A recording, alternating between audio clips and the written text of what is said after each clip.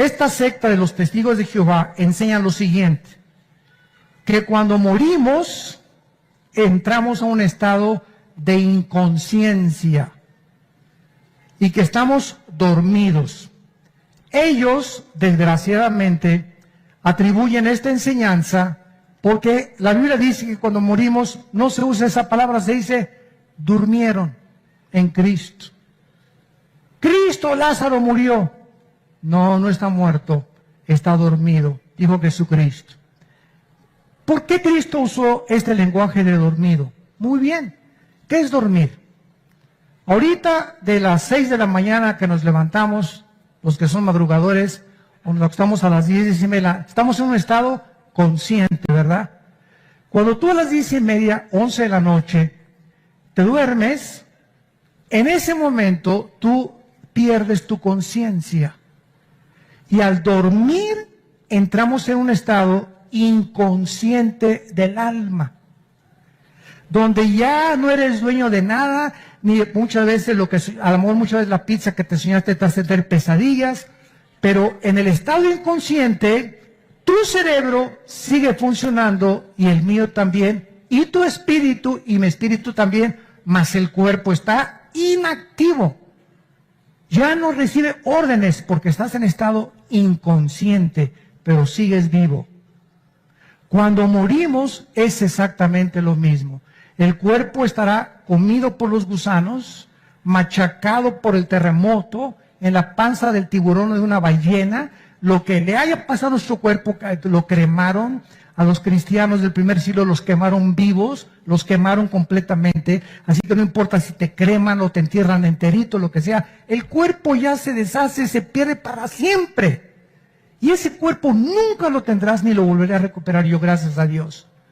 Pero en el momento que regresamos, nosotros a despertar, cobramos la conciencia, y es como si cuando morimos entramos en un estado de inconsciencia, el cuerpo se queda ahí, y despertamos y abrimos los ojos y estamos en ya no es pesadilla, ya no es un sueño, estamos en la presencia de Dios o en el infierno. Vean en Apocalipsis 6,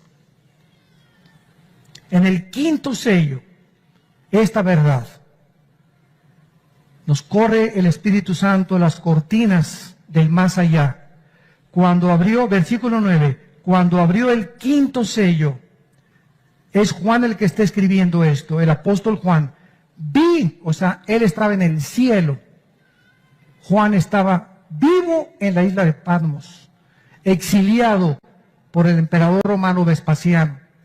Dios saca el espíritu de Juan así y se lo lleva al cielo, pero no corta, podríamos decir, el cordón umbilical entre el espíritu y su cuerpo, porque cuando sobreviene la muerte clínicamente. Dicen los médicos que cuando dejamos de respirar o cuando el cerebro ya no funciona. Sin embargo, de acuerdo a Santiago, el espíritu, el cuerpo sin el espíritu está muerto. De acuerdo a la Biblia, es hasta que el espíritu se separa del cuerpo cuando sobreviene nuestra muerte. Pero aquí Dios no mata a Juan, sino que vivo se saca su espíritu y se lo lleva al cielo para que escribe el Apocalipsis. Y allí en el cielo Juan, vean lo que dice Juan, vi bajo el altar. ¿Cuál es el altar? ¿Cuál es el altar? La cruz. La cruz. ¿Sabían ustedes qué significa la palabra altar? Significa, apúntalo, el lugar del sacrificio. Y el altar, la cruz del Calvario, fue el lugar donde el más grande sacrificio de toda la humanidad y de toda la eternidad y de la historia, Dios hizo nuestro lugar al pagar por nuestros pecados con la sangre de Jesucristo. Y ahora he oído muchas veces, ¿verdad? Vengan al altar, y le llaman a esto el altar. Vengan al altar, hincarse aquí a orar en muchos lados. ¡Qué barbaridad! ¿Cómo puede ser esto del altar? El altar ahora lo tenemos aquí adentro. Aquí está el altar ahora, dentro de nosotros. Porque aquí es donde hacemos el sacrificio, ya no de cosas muertas, dice Romanos 12:1, sino sacrificios vivos. Dios quiere el sacrificio de tu vida, de tu egoísmo, de tus intereses. Ese es el altar que Dios está buscando. Pero ahí en el cielo, ¿quién significa esto? Estaban bajo la cruz todos aquellos que habían muerto por causa de ser fieles hasta la muerte a Jesucristo. Vi bajo el altar las almas de los que habían sido muertos por causa de la palabra de Dios y por el testimonio que tenían. Y los que están en el cielo siguen hablando. En el cielo va a haber transmisión de las ondas del sonido todavía. Si tú vas a la Luna o a Marte, necesitas una escafandra, un aparato especial para comunicarte. ¡Hey! ¿Me oyes, Pepe? No te oigo, pero me pongo el aparato y se transmite, porque no se transmite el sonido saliendo de la atmósfera. Ahorita, ¿por qué me escuchan? Porque el espectro electromagnético que rodea el planeta Tierra hace posible las comunicaciones. Saliendo de la atmósfera ya no hay comunicación, ya no se puede transmitir el sonido. Necesitamos aparatos especiales. Pero en el cielo, las almas de tu abuelita que está allá ahorita, de tu tío, de tu hijo, de mi padre, están hablando. Escuchen con quién están platicando. No con Walter Mercado, por el amor de Dios. Ni con el brujo, ni con el Maharashi, ni con el Dalai Lama, ni con ninguno de los más grandes hombres que tú me consideres como un santo, ni con Demóstenes, ni con Confucio, ni con Mahatma Gandhi, ni con nadie. Estaban platicando con Dios. Y le siguen en el cielo haciendo preguntas a Dios. ¿Hasta cuándo, Señor? Santo y verdadero, no juzga nuestra sangre en los que moran en la tierra. Allá en el cielo, las almas están platicando con Dios y los siguen cuestionando. Y dinos esto, y contéstanos aquello. ¿Y cuándo se acaban las guerras, Señor? ¿Cuándo se acaba ya la violencia en el mundo? ¿Hasta cuándo vas a permitir tantas injusticias allá abajo en el planeta de donde venimos todos nosotros? Ahí estas almas se encuentran antes de la resurrección de los muertos y antes de la segunda venida de Cristo. Y eso será el tema de la próxima clase. Hay un cuerpo intermedio. Si tú te mueres ahorita o yo me muero ahorita y nos vamos al cielo, ¿con qué cuerpo estamos allá? Porque no es el cuerpo final, no es hasta que resuciten todos los muertos cuando regrese Jesucristo que se nos entregarán cuerpos nuevos. Entonces hay un intermedio entre la muerte de nosotros y la resurrección, donde tendremos un cuerpo temporal. Porque vean lo que dice a continuación. Eran almas cuestionando a Dios, versículo 11, y se les dieron trajes Roberts. ¿Eso dice? Zapatos Florsheim. ¿Tú puedes vestir un alma? Esto nos habla que las almas no son como Gasparín. No son cosas etéreas, incoloras, inodoras. Cuando dice la Biblia que Juan vio, estaba viendo una especie de cuerpo, pero sin embargo no tenían las características del cuerpo físico que tenemos nosotros, o con los órganos de reproducción sexual que tenemos nosotros. Los vio desnudos. Y Dios nos revela que dice la Biblia que entonces se les dieron vestiduras blancas. Vístanlos. Juan estaba viendo todo lo que está pasando entre la resurrección y la muerte. Vístanlos y que descansen todavía un poco de tiempo. En otras palabras, los que ahorita están en el cielo, hasta que todos nosotros, los que formamos parte de la iglesia, después de la tribulación de la Tercera Guerra Mundial y del Anticristo, hasta entonces podremos, cuando estemos en el cielo, antes completamente descanso. ¿Qué significa? Que descansen todavía un ratito.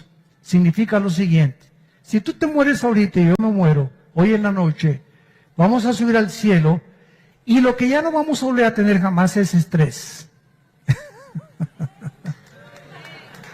angustia, problemas.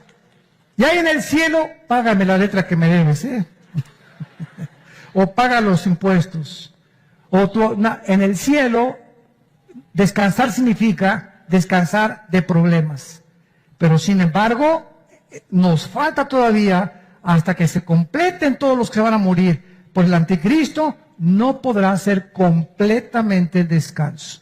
Y por eso las preguntas que le hicieron a Dios, oye Dios, ¿hasta cuándo? Si están cuestionando a Dios, ¿por qué te tardas tanto, Señor? Y Dios les dijo, vístanlos y espérense hasta que se complete sus hermanos que han de ser muertos como ustedes. Y se refería a los muertos que van a ser asesinados con la marca del anticristo, el 666. ¿Qué es la muerte?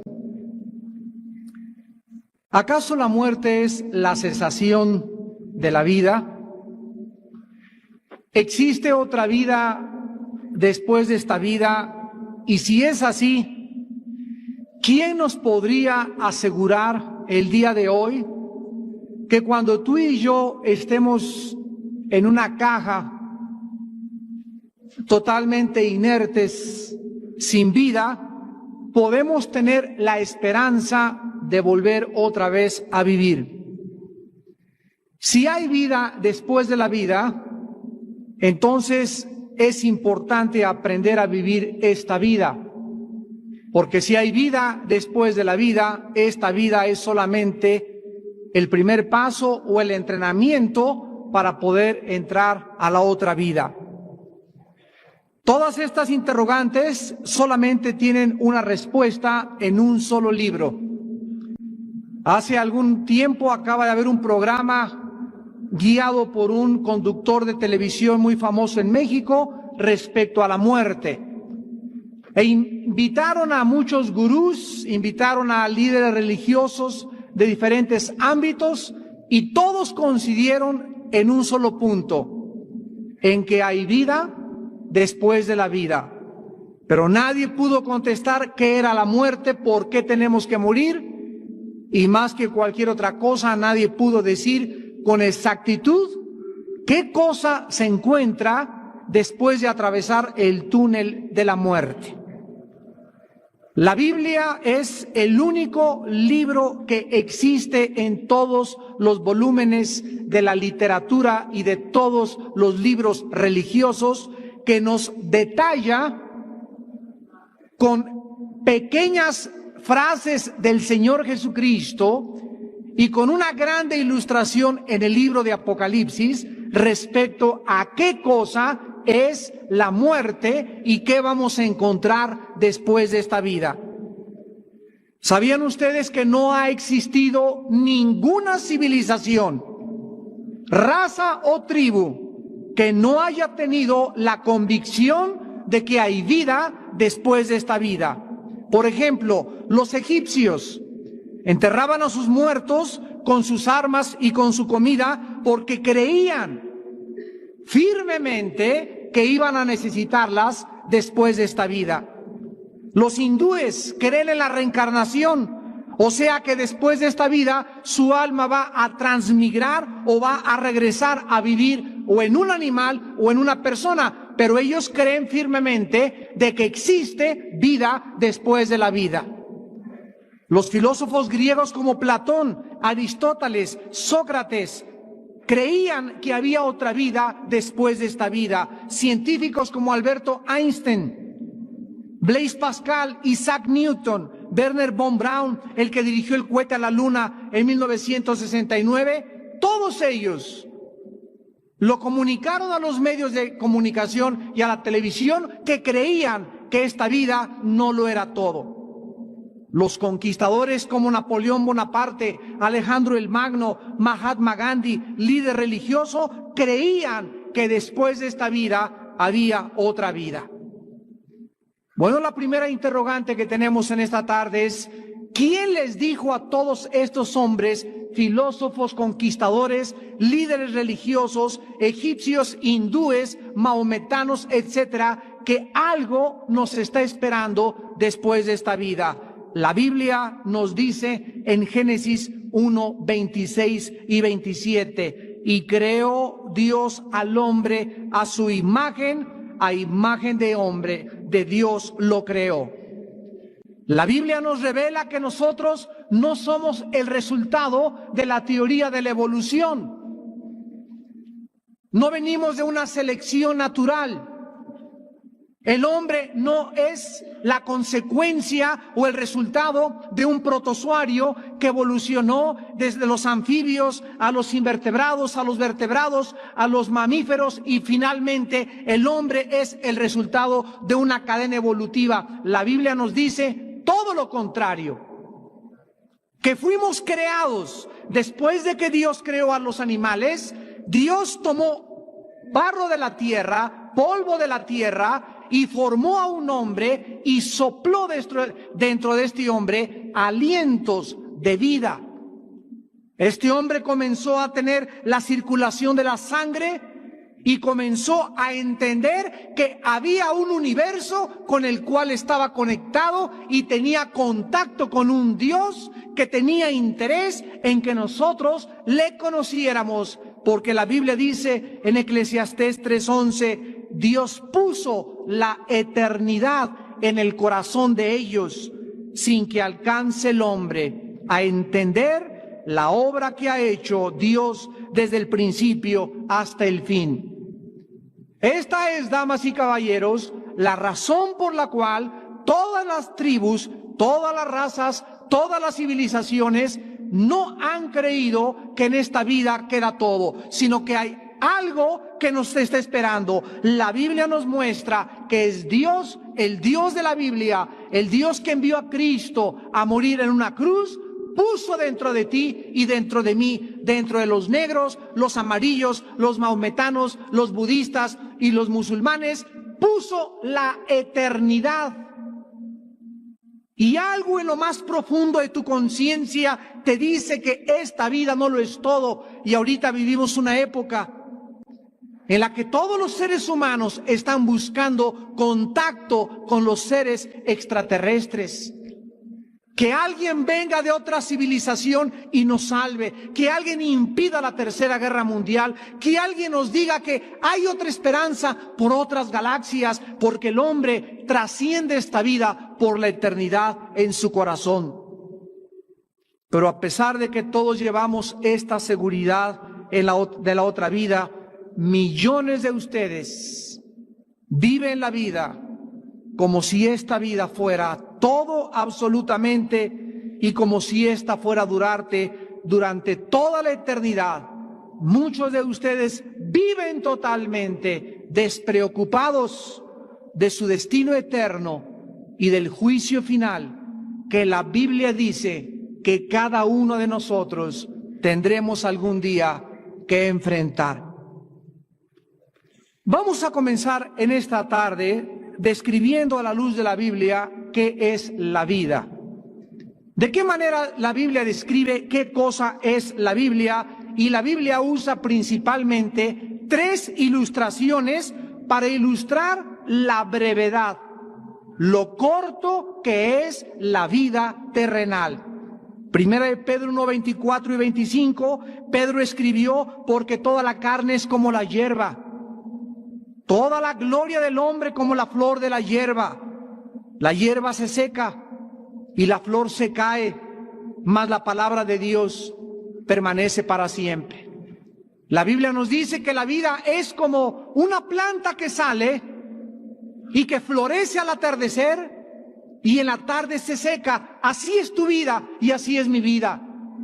Naciste y comienzas a crecer hasta alcanzar el máximo a los 33 años. De los 33 años de edad comienza el ser humano a decaer, a decaer, a decaer, a decaer. Regresamos otra vez a la niñez.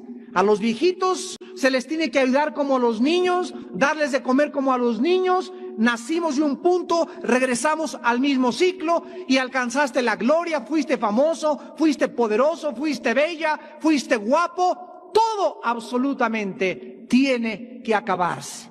Se tiene que podrir, se tiene que desgastar, se tiene que finiquitar, porque la Biblia nos muestra que la vida tiene una final y una corta duración. En el Salmo 39, del 5 al 6, dice la Biblia: he aquí diste a mis días término corto, mi edad es como nada delante de ti. Ciertamente es completa vanidad todo hombre que vive. Ciertamente como una sombra es el hombre. Ciertamente en vano se afana, amontona riquezas y no sabe quién las recogerá. La Biblia dice que cuando el ser humano crece y comienza la vida, le preocupa solo hacer dinero. Le preocupa alcanzar un puesto o un poder. Y comienza a meterle a la cuenta del banco y se enriquece y llega a través de muchos fraudes y de muchos engaños y de muchos robos a guardar su dinero y no sabe que al llegar a los 60, 65, 70, 80 años de edad, si no es capturado por la justicia humana, algún día le dará cuentas a Dios y todo aquello que él juntó, todo el nombre que se hizo, toda la reputación que trató de construir a su alrededor, ¿de qué le sirvió? Santiago 4, versículo 14, dice la Biblia que la vida es como el vapor, es como la neblina que se aparece por un poco de tiempo y luego se desvanece. Muchos de ustedes tienen en esta tarde 50, 60, 65, 70 años de edad y han descubierto esta verdad. Te ves en el espejo, ves a tus nietos y a tus mismos hijos crecer y te das cuenta qué rápido pasó la vida. Nos damos cuenta que apareció de repente y te vienen ahorita a la memoria tus días en la escuela, en la primaria, en el kinder.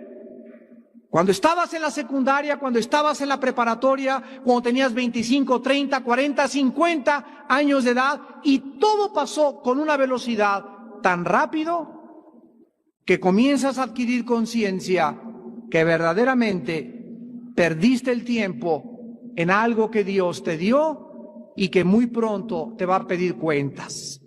Los jóvenes llegan a los 15, 18 años de edad y creen que van a vivir eternamente.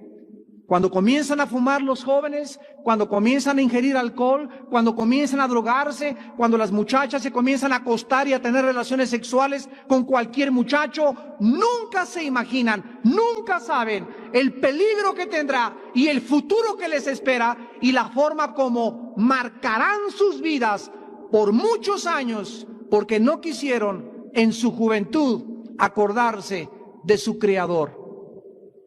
Acuérdate de tu Creador, dice la Biblia, en los días de tu juventud, antes que vengan, ¿qué cosa? Días malos. Antes que llegues a los 30, 35, 40, 50 años de edad y digas, ya no encuentro contentamiento. La época más gloriosa del ser humano, la época más maravillosa que el ser humano tiene, es cuando el ser humano es joven, antes de los 30 años de edad, donde todas tus decisiones, todas tus metas, lo que tú creas, lo que tú recibas en tu vida, determinará para siempre lo que tú algún día has de hacer. Todos hemos nacido para morir algún día y todos, dice la Biblia, después de la muerte seremos juzgados. Nuestra vida no está en nuestras manos. Tú no escogiste nacer, ni tampoco vas a escoger morir. No tienes control sobre el día de tu muerte, como tampoco del día del nacimiento. Dice la Biblia en Hebreos 9:27, porque está establecido a los hombres que mueran una sola vez, y después de esto, el juicio. Hechos 17, del 30 al 31, Dios manda ahora a todos los hombres en todo lugar que se arrepientan, por cuanto ha establecido un día en el cual juzgará al mundo con justicia por aquel varón a quien designó, dando fe a todos con haberle levantado de los muertos. Dios te dice que no es una opción arrepentirte. Dios te manda en esta tarde a que te arrepientas de tus pecados, a que consideres dónde vas a pasar la eternidad, a que te des cuenta que si hay otra vida después de esta vida, tienes en esta vida que prepararte para el día del juicio. Cristo murió en una cruz hace 2000 años para pagar por tus pecados. Cristo abrió sus brazos en una cruz para que tú pudieras tener la vida eterna. Tú necesitas a Cristo en esta tarde. Tú necesitas arrepentirte de tus pecados. Tú necesitas venir y hacer la paz con Dios hoy que tu corazón está preparado por el Espíritu Santo. Otra pregunta que tenemos que contestar es ¿por qué tenemos que morir? ¿Por qué no podemos seguir viviendo eternamente? ¿Por qué envejecemos? ¿Dónde y por qué se originó la muerte? La Biblia nos dice en Génesis 2, 16 al 17, que Dios al crear al hombre le dio una orden. No lo hizo perfecto al hombre en el sentido de que él podía algún día convertirse en un Dios. La Biblia nos recuerda que el ser humano nunca alcanzará la deidad, ni nunca seremos divinos. Solo Dios es Dios, el Hijo es Dios y el Espíritu Santo es Dios. Pero tú y yo jamás alcanzaremos, ni llegaremos a ser como dioses, ni no hay nadie que sea un Dios en esta tarde, ni en ninguna parte del mundo, porque simplemente tú naciste y yo nací, tú fuiste creado y yo fui creado, y Dios es el único que no tiene principio ni tiene fin. Dios le dijo a Adán, puedes comer de cualquier árbol, pero del árbol de la ciencia y del bien y del mal no comerás, porque el día que tú comas de él, ciertamente morirás. Dios no nos creó como un robot.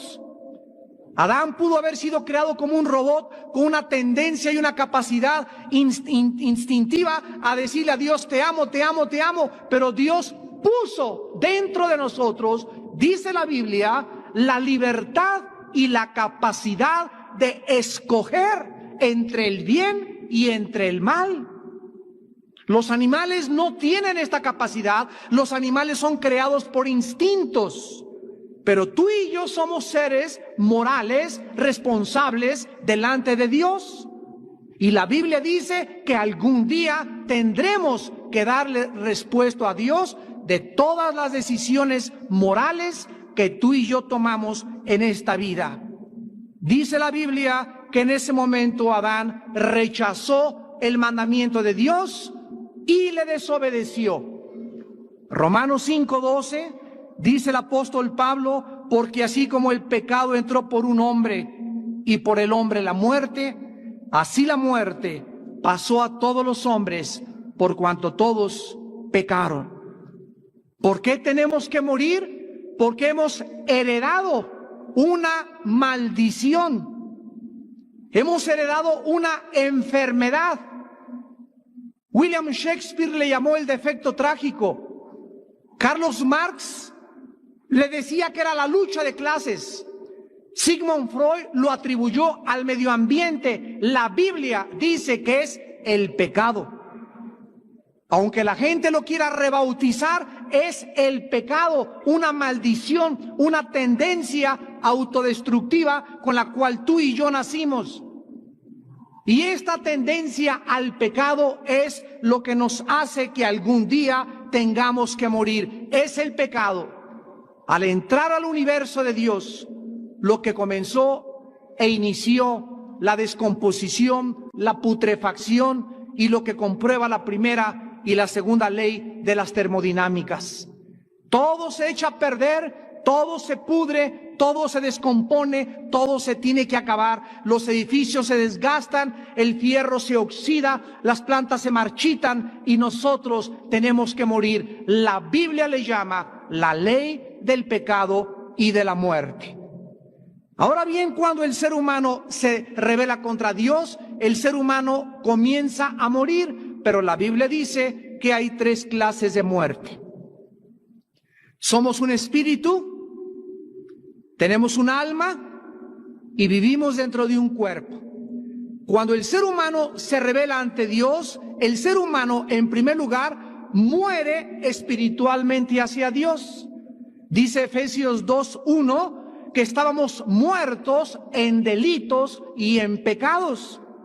En otras palabras, tú y yo nacimos con un alma y con un espíritu, con un alma y con un cuerpo, pero el espíritu murió en el momento que Adán se rebeló contra Dios.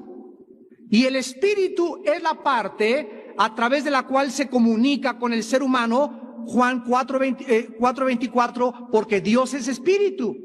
Y los que le adoran, es necesario que le adoren en espíritu. Entonces hemos muerto con el foco fundido. No tenemos capacidad para conocer a Dios. No hay justo ni aun uno. No hay quien busque, no hay quien entienda. No hay temor de Dios delante de ningún ser humano. Después el ser humano comenzó a morir, en segundo lugar, físicamente. El cuerpo de Adán comenzó a desgastarse. El envejecimiento es la muerte celular, clínicamente hablando, del ser humano.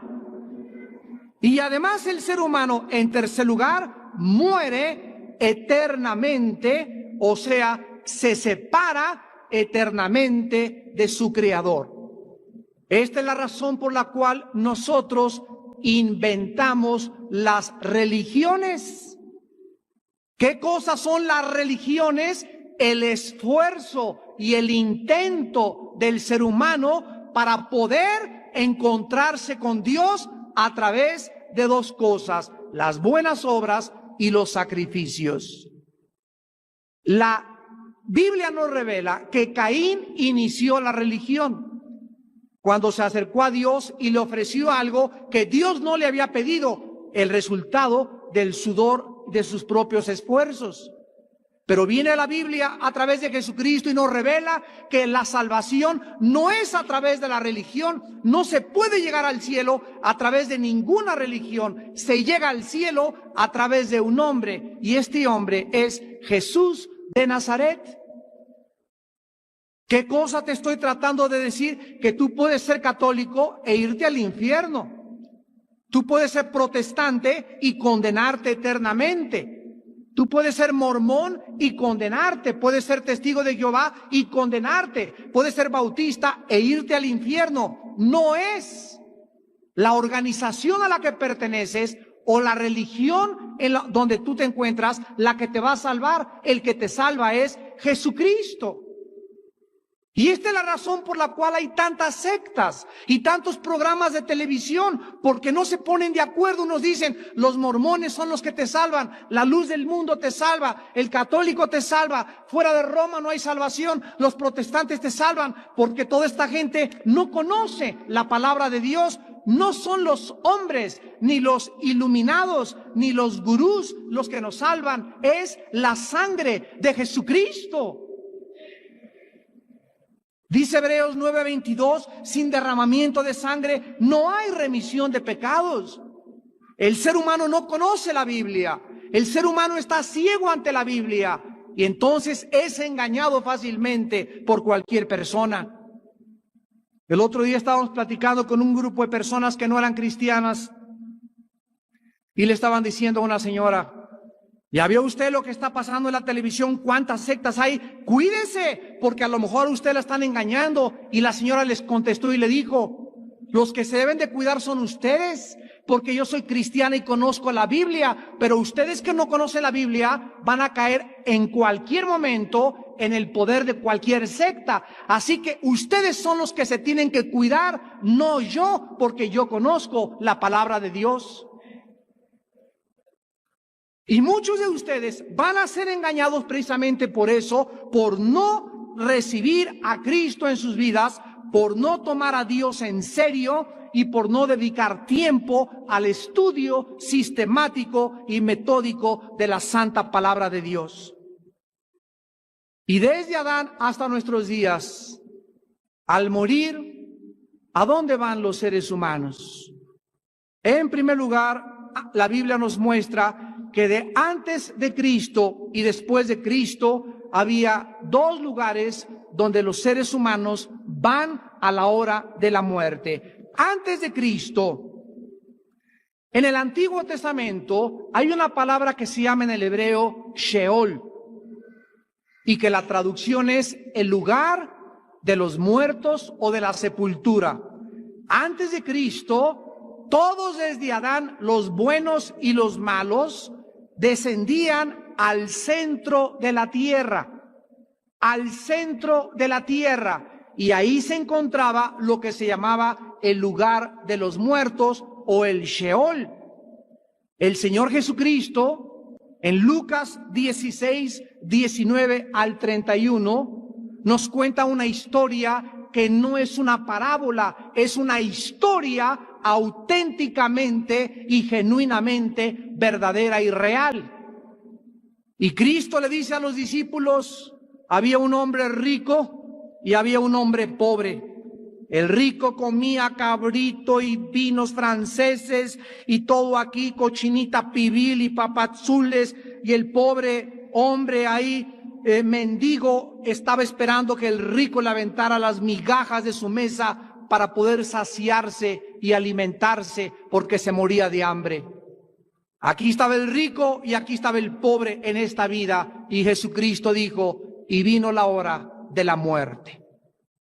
Los dos murieron, y entonces los ángeles bajaron y al mendigo se lo llevaron los ángeles a la presencia de Dios, y el rico bajó al Hades. La palabra Hades es la transliteración de la palabra hebrea Sheol.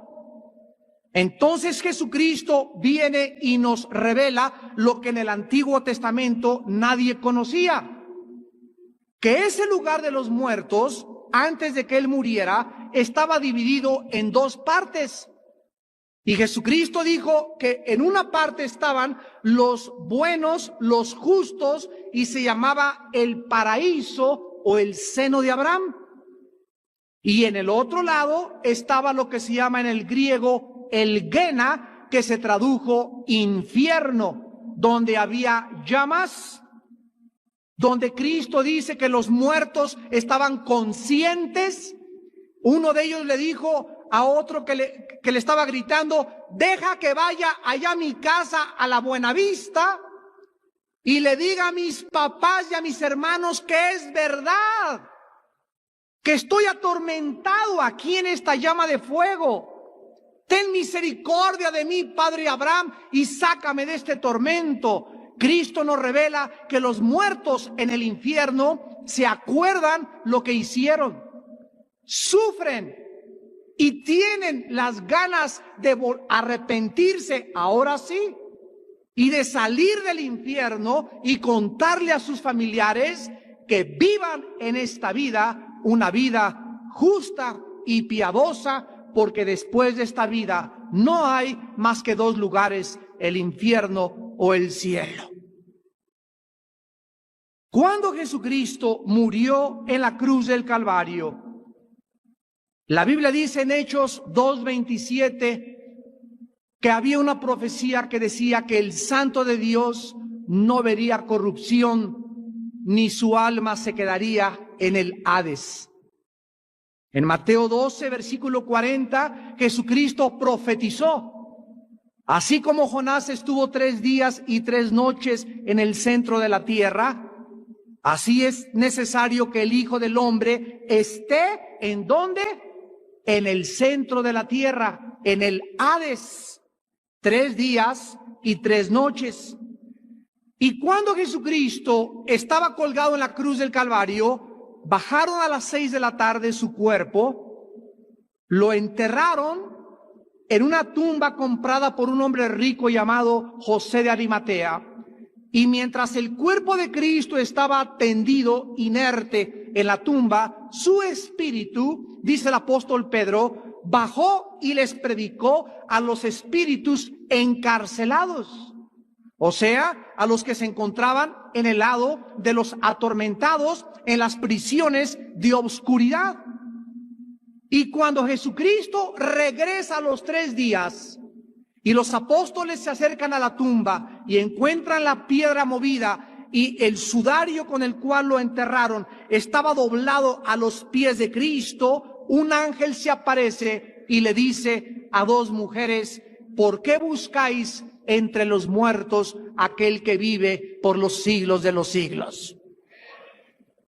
Jesucristo se había levantado de la tumba y había bajado del infierno después de que Él bajó cuando estuvo crucificado, y cuando Jesucristo se levanta entre los muertos, la Biblia dice en Efesios 4 del 8 al 9 que se lleva con ellos a todos los santos que se encontraban en el lado del paraíso o en el seno de Abraham para siempre a la presencia de su Padre, porque antes de Cristo ningún ser humano había subido al tercer cielo, porque su sangre no había hecho aún la expiación por nuestros pecados. Ahora que Él ya resucitó y que se encuentra a la diestra del Padre viviendo para interceder por nosotros, el Nuevo Testamento nos enseña que cuando un cristiano se muere, inmediatamente, si en esta noche te estrellas o el popo comienza a eruptar y te traga toda la lava, o te cae un terremoto, una lámpara en la cabeza, o chocas o una bala, no importa como tú y yo muramos, la Biblia dice en Filipenses 1, 21 y 23, para mí el vivir es Cristo y el morir es ganancia. Teniendo deseo de partir y estar con Cristo, lo cual es muchísimo mejor. La Biblia dice, ¿quiénes van a estar con Él cuando mueran? Y el momento en que tú mueras, no importa cómo tú mueras, en segundos, ya sea que te ahogues, que te fusilen, que te electrocuten, que te caigas muerto por una bala o por cáncer o por sida, por lo que sea, en 30 segundos tu espíritu y tu alma que están dentro de ti y dentro de mí se van inmediatamente escoltados por ángeles a la presencia del lugar santísimo, a donde estarás con Cristo. Y dice la Biblia, solo los que vivieron para Cristo podrán estar en su presencia eternamente. Dice 2 Corintios 6, del 6 al 8, pero confiamos estar ausentes del cuerpo y presentes en el Señor. Segunda de Pedro 1, 13 al 14, dice el apóstol, tengo por justo, en tanto que estoy en el cuerpo, despertarles con amonestación, sabiendo que en breve debo, ¿qué cosa dice? Abandonar el cuerpo, como nuestro Señor Jesucristo me lo ha declarado, porque Él quitó la muerte y sacó por medio de la luz la vida y la inmortalidad por medio del Evangelio.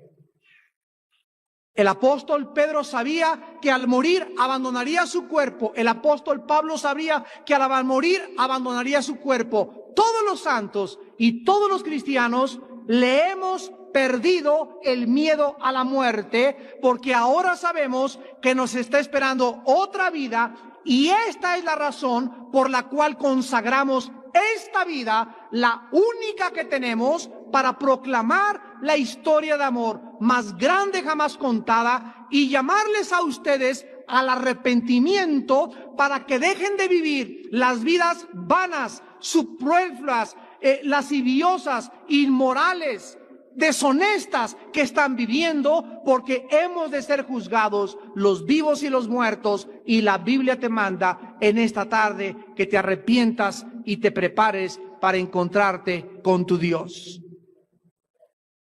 Si no hubiera un juicio después de esta vida, vamos a divertirnos lo más que podamos. Si esta vida lo es todo, entonces ¿para qué somos honestos? ¿Para qué somos fieles a nuestra esposa? ¿Por qué no armamos una banda y asaltamos bancos? ¿Y por qué no tienes 10 esposas? ¿Y para qué vas a vivir una vida honesta? ¿Y por qué no engañas? ¿Y por qué no matas? ¿Por qué? Porque tu conciencia te dice que el pecado es la paga de la muerte. La paga de la muerte es el pecado, mas la vida eterna está en Cristo Jesús, Señor nuestro. Entonces resumimos que cuando morimos, el alma y el espíritu del creyente se van a la presencia de Dios, mientras que tu cuerpo lo entierran en los jardines del recuerdo, o te creman, o te incineran. No te preocupes lo que a tu cuerpo le pueda pasar. Cuando Jesucristo venga otra vez por nosotros, dice la primera carta a los Tesalonicenses, capítulo 4, versículo 13 en adelante, lo que sucederá con los cuerpos de aquellos que murieron en el Señor Jesucristo. Primera de Tesalonicenses 4:13 dice el apóstol: queremos, hermanos, que ignoréis acerca de los que duermen. No queremos que ignoren, para que no se entristezcan como los otros que no tienen esperanza. Porque si creemos que Jesús murió y resucitó, así también traerá Dios con Jesús a los que durmieron en él. Por lo cual les decimos esto en palabra del Señor, que nosotros que vivimos, que habremos quedado hasta la venida del Señor, no precederemos a los que durmieron. Porque el Señor mismo, con voz de mando, con voz de arcángel y con trompeta de Dios, descenderá del cielo, y los muertos en Cristo resucitarán primero. Luego nosotros, los que vivimos, los que hayamos quedado, seremos arrebatados juntamente con ellos en las nubes para recibir al Señor en el aire, y así estaremos siempre con el Señor. Entonces, vamos por orden. Tú mueres hoy en la noche y tienes a Cristo en tu corazón. Te entierran, tu alma y tu espíritu se va con Él al cielo. Cuando Él venga, dice la Biblia que tu cuerpo va a resucitar. Y Él va a venir, ¿con qué cosa va a traer? Dice aquí este pasaje, que Dios traerá con Jesús a los que durmieron en Él. Traerá tu alma y tu espíritu, y en el aire te vas a encontrar con tu cuerpo y con tu alma, pero con un cuerpo totalmente glorificado, con las características del cuerpo que Jesucristo tuvo cuando resucitó. Dice en Filipenses capítulo 3, versículo 20 y 21, mas nuestra ciudadanía está en los cielos, de donde también esperamos al Salvador, al Señor Jesucristo. Escuchen, el cual transformará el cuerpo de la humillación nuestra para que sea semejante al cuerpo de la gloria suya, por el poder con el cual puede también sujetar a sí mismo todas las cosas. ¿Cómo va a ser tu cuerpo cuando resucites y mi cuerpo cuando resucite los que tenemos a Cristo? La Biblia dice que cuando Cristo resucitó, atravesó las paredes y le dijo a los discípulos: la paz sea con ustedes. Y abrió sus manos y le dijo a Tomás: tócame y mete tu mano a mi costado, porque un espíritu no tiene carne ni huesos como yo tengo. Tomás caminó y se acercó al cuerpo de Cristo y le puso las manos en sus manos y metió su mano en su costado. Y cuando Tomás estaba tocando a Cristo, estaba tocando algo sólido. Las manos de Tomás no atravesaron el cuerpo de Cristo, no era un espíritu nada más, era algo sólido, pero ese cuerpo sólido podía también desmaterializarse y podía atravesar las paredes y desaparecer y volar y hacerse humo totalmente. La Biblia dice que cuando Cristo resucitó, en segundo lugar, tampoco tenía sangre. La última gota de su sangre, porque en la sangre está la vida, dice Levítico 17:11, ahí quedó al pie del altar, ahí quedó al pie de la cruz. Cuando Jesús resucitó, toda su sangre había quedado en este planeta derramada para pagar por tus pecados y por mis pecados. Y cuando tú y yo resucitemos, vamos a tener un cuerpo que se va a poder ir de un lugar al otro, vamos a poder atravesar nuestra composición molecular, no será igual, ya no estaremos sujetos al envejecimiento, ya no habrá cáncer, ya no habrá sida, ya no habrá a nadie que te cobre tus deudas, no habrá lágrimas, no habrá muerte, seremos un cuerpo semejante al cuerpo de la gloria de Él cuando Él resucitó. Y esto es maravilloso porque esto es lo que nos muestra que aunque nuestro cuerpo exterior se va desgastando y cada día envejecemos y canas y arrugas, el interior, aquí por dentro, el hombre que creó Cristo, el nuevo hombre que nació desde que tú recibiste a Cristo, cada día se va renovando, cada día va creciendo en dimensiones indecibles y cada día estamos siendo transportados en el Espíritu a la presencia de Dios para poder entender que aunque nuestro cuerpo se desgaste, el interior se renueva día a día.